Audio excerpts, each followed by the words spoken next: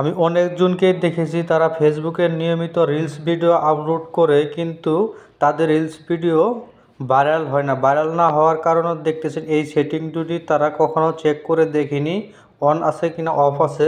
চলুন আজকে আপনি দেখে নিন আপনার সেটিংটা অন আছে কিনা অফ আছে, আপনি দেখে নিতে পারেন।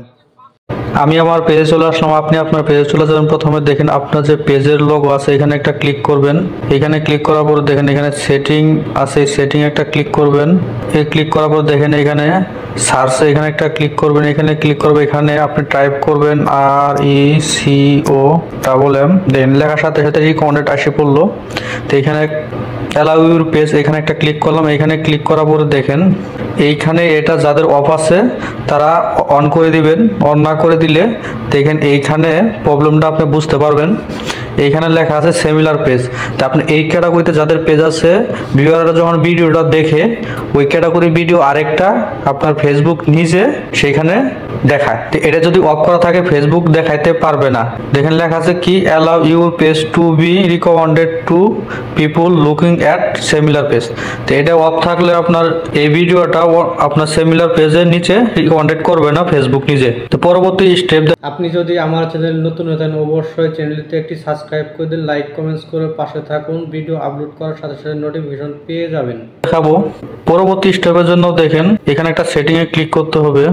এইখানে আপনার সার্চ বারে লিখতে হবে দেখেন হোকেন এর লেখার সাথে দেখেন এইখানে একটা ক্লিক করে দিবেন।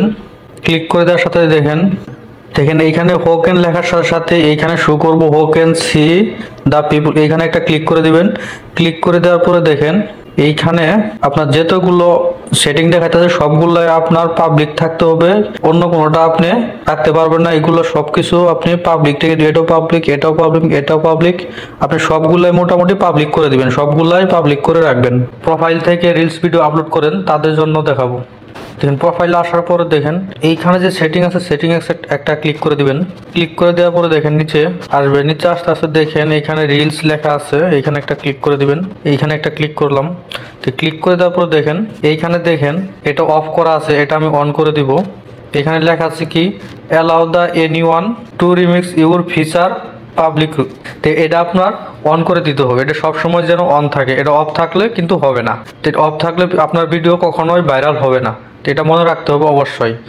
আজকের মতো এখানে শেষ করলাম। পরবর্তী টিউটোরিয়াল দেখার জন্য আপনাকে আমন্ত্রণ।